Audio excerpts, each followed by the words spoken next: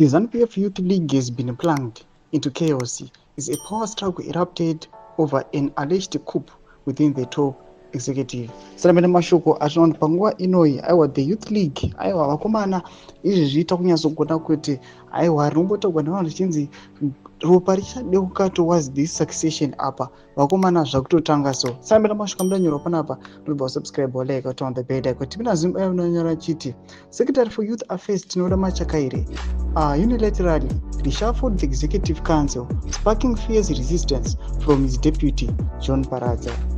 In a circular dated 9 December 2024, Machakaire announced sweeping changes to key positions, asserting the reshuffle was necessary for fulfilling the League's constitutional obligations and implementing resolutions from the National People's Conference. Among the new appointees were Tsungai Makumbe, Secretary for Finance, ndovangwa muri kuona avo vari kuuya vachinyongwa list yemanames aiwa nemapositions avakaiswa ndovapanyongwa vachinzi Machakaire said that these changes were effective immediately. However, Paradza swiftly declared the move unconstitutional, advising the affected officials to ignore the reshuffle. In a strongly worded memo to Machakaire, Paradza cited Article 25, Section 339 of the Zanu PF Constitution, accusing him of bypassing proper procedures and disregarding the mandate for elected provincial representatives.